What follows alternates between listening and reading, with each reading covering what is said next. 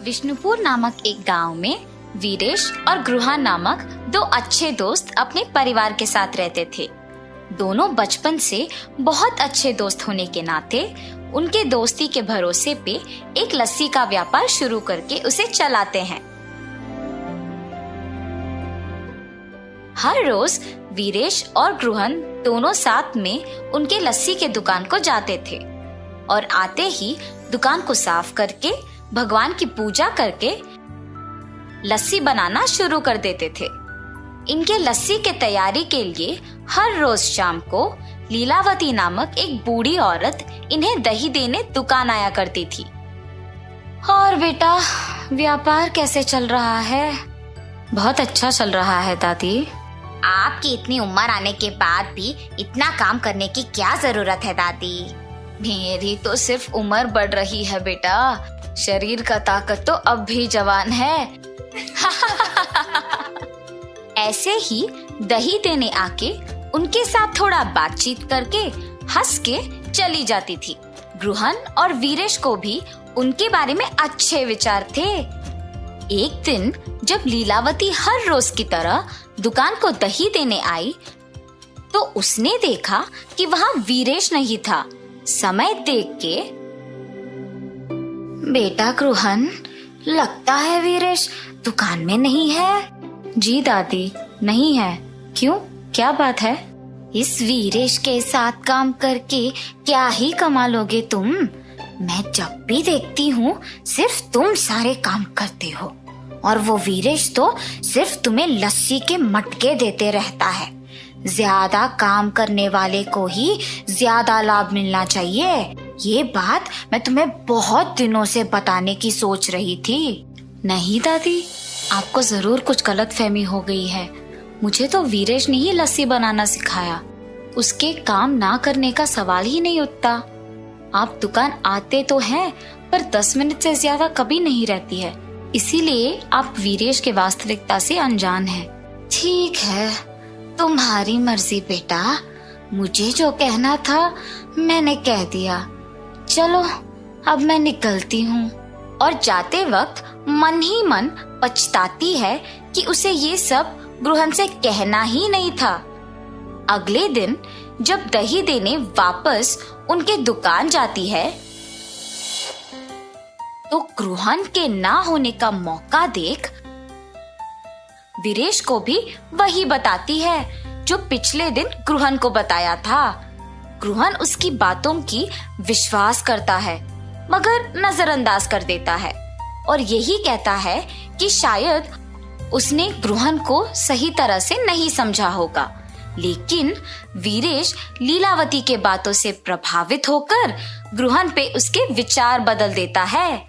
अब ये दोनों तो अलग दुकान खोलेंगे और मुझे ज्यादा दही बेचने को मिलेगा। वीरेश लीलावती के कहे बातों को जाके अपनी पत्नी को बताता है। आप कुछ मत सोचिए, मेरी बात सुनकर एक और लस्सी का दुकान खोल दीजिए बस। पर गृहन को क्या बोलूं? यही बोलिए कि जीवन में आगे बढ़ने के लिए ना अलग अलग व्यापार करना बहुत जरूरी है। पत्नी के प्रेरित करने पर वीरेश गृहन को एक नई लस्सी की दुकान खोलने की बात कह देता है और निवेश के पैसे गृहन से वापस ले लेता है। वीरेश के काम में और निर्णय में रुकावट ना बने इसीलिए गृहन उसे कुछ नहीं कह पाता और वीरेश के दूर होने पर बहुत दुख होता है। गृहन को दुखी होते देख उसकी पत्नी, आपको ऐसे दुखी देख मुझे अच्छा नहीं लग रहा है जी। आपको अपने मन को ये कह के संभालना होगा कि वीरेश जी की स्थितियों ने शायद उन्हें ऐसे करने पर मजबूर किया होगा। वही तो मुझसे नहीं हो पा रहा। और ऐसे अशांत मन से आप क्या ही व्यापार चलाएंगे? ठीक है, एक काम कीजिए। हमारे गांव में मेरे चाचा राधे नामक एक लस्सी दुकान चलाते हैं जो बहुत ही प्रसिद्ध है। वहाँ बहुत प्रकार के लस्सी बनते हैं। वहाँ जाके आप भी अलग प्रकार के लस्सी बनाना सीखिए। आपका ध्यान इस बात से हटेगा और व्यापार में भी वृद्धि होगा। सही बात है, वही करूँगा। ऐसे गृहन 6 गांव बाद वाले भीष्मा नगर में अपने रिश्तेदार के घर जाता है। अरे बेटा गृहान, कैसे हो तुम? तुम्हारी पत्नी कैसी है और तुम्हारा व्यापार कैसे चल रहा है? सब कुछ ठीक है मामा जी। आपके दुकान के अलग प्रकार के लस्सी आसपास के सारे गांव में बहुत प्रसिद्ध है, इसीलिए मैं भी उसे स्वाद करने आया। हाँ, 12 प्रकार के लस्सी है। तुम्हें जो चाहिए वो पी लो बेटा। चलो चलो जाएंगे। और चाचा जी गृहन को उनके लस्सी का दुकान लेके जाते हैं। वहाँ पे लोगों की भीड़ लगी होती है। टिकट खरीद के लाइन में खड़ा होके इंतजार करने के बाद उन्हें लस्सी मिलती थी। ये सब गृहन को बहुत नया और अलग लगता है।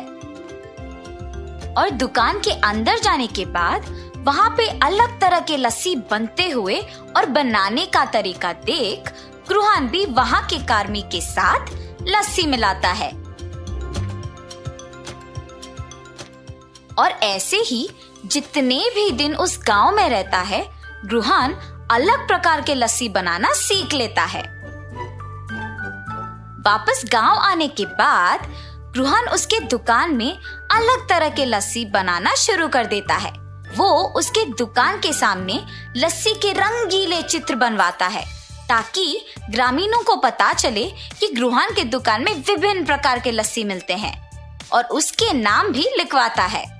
वहाँ से गुजरते हुए ग्रामीण उसे देख आश्चर्यचकित होके उसे पढ़ते हैं।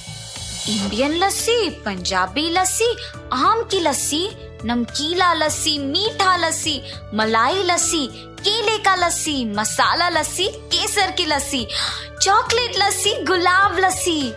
ऐसे नए नाम और रंगीले चित्र देख गांव वाले भी उन नए तरह के लस्सियों को स्वाद करने आते हैं। गृहन, कुछ विशेष बात है? इतने प्रकार के लस्सी, जरा मसाला लस्सी देना। और ऐसे मसाला लस्सी पी लेता है। अरे वाह, बहुत ही स्वादिष्ट है गृहन, जरा एक और देना। ऐसे बहुत लोग गृहन के दुकान पे उपलब्ध उन लस्सियों के प्रशंसक बन जाते हैं और गृहन को अच्छा आमदनी भी मिलता है। गांव में लस्सी वाला तो सिर्फ गृहन को ही मानते थे, मगर दूसरी तरफ वीरेश के द्वारा निर्मित लस्सी का दुकान गृहन के अलग तरह के लस्सियों की तुलना में फीकी पड़ गई थी और उसे कोई आमदनी नहीं मिल रहा था।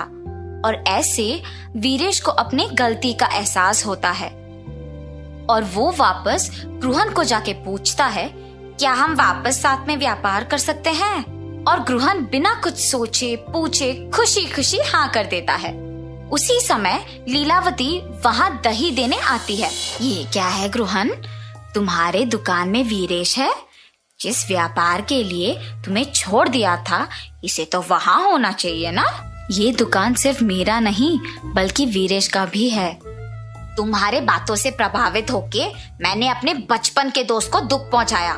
अगर अगली बार मुझे पता लगा कि तुम ऐसे काम कर रही हो तो तुम्हारी उम्र की भी इज्जत नहीं करूंगा। वीरेश के बातें सुन के लीलावती डर के मारे वहाँ से चली जाती है और गृहन वीरेश की बातों पे हंसता है। ऐसे वो बिछड़े हुए दोस्त वापस मिल जाते हैं और खुशी से अपना व्यापार चलाते हैं। इस कहानी का नैतिक क्या है बच्चों? दोस्ती में ये जरूरी नहीं होता है कि कितने साल से एक दूसरे को जानते हैं, मगर ये जरूरी होता है कि कितनी गहराई से एक दूसरे को पहचानते हैं और भरोसा करते हैं।